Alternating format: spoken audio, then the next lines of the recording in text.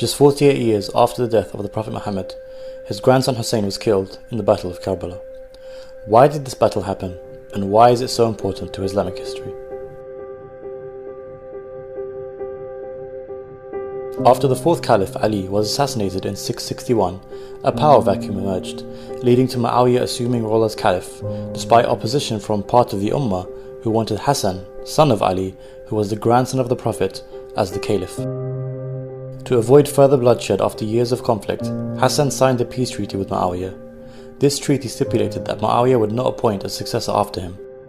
In the year 670, Hassan was assassinated, leaving his brother Hussein to take on his duties.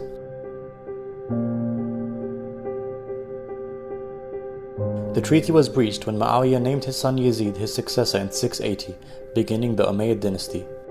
Yazid spread his power through corruption, bribery, and the use of violence. To legitimize his rule, Yazid demanded allegiance from Hussein. Hussein refused, as Yazid was openly corrupt and known to be brutal. Hussein was forced to flee Medina under threat of imprisonment and assassination. He had received thousands of letters from Kufa, Iraq, pledging support for an uprising against Yazid. Of his refusal to pay allegiance, he said, "I am ready to fight for the sole goal of seeking the reform of the Ummah of my grandfather, the Prophet of Allah. I want to enjoin good and forbid evil." Hussein first went to Mecca for Hajj, but then left to avoid violence and preserve the sanctity of the holy city. Hussein departed with his family and companions to Kufa. In response to the threat of rebellion from the Kufans, Yazid dispatched a governor to Kufa to quash dissent.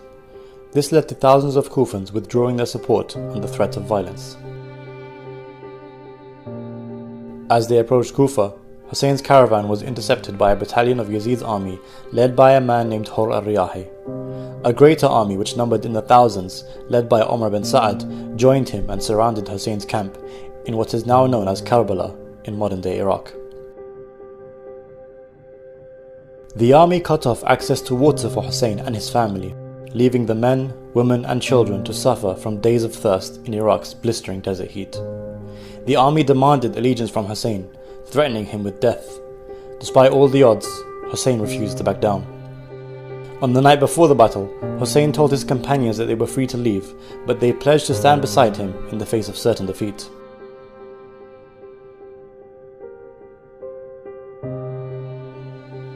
The following morning, on the 10th of Muharram, known as the day of Ashura, Hussein delivered a powerful speech, reminding the opposition that he was still the grandson of the Prophet and that he still wished to leave. Moved by Hussein's speech, Hur abandoned Ibn Sa'ad's army and joined Hussein's.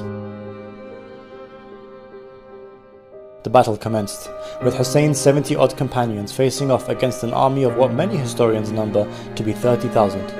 The companions of Hussein fought group by group and were martyred on the battlefield. Eventually, Hussein was left with a handful of remaining family members. They too were killed. Hussein, now with no one beside him, pleaded with the enemy forces for water for his 6-month-old baby. The enemy responded by firing a fatal arrow at the infant, killing Hussein's child in his arms. Hussein buried the child and bid farewell to the women and children of his camp. He fiercely charged into the battlefield, where, after fighting valiantly, eventually fell from his horse and was surrounded by the enemy soldiers. The grandson of the Prophet was brutally attacked from all sides and beheaded.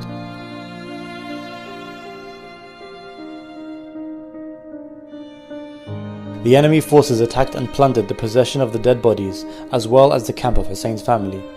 The tents were set ablaze with the women inside, which included granddaughters of the Holy Prophet. The family were taken captive by Yazid's army, later to be paraded to Damascus in Syria.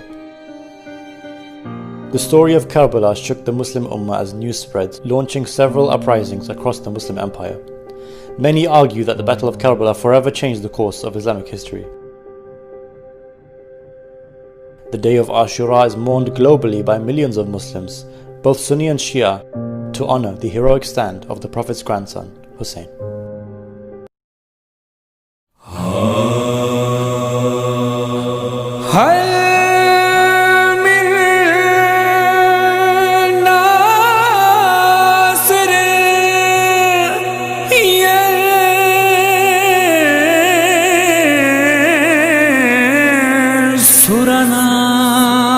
لما سمعت في عالم أرواح هل من ناصر ينصرنا قلت في عالم أرواح لبيك يا حسين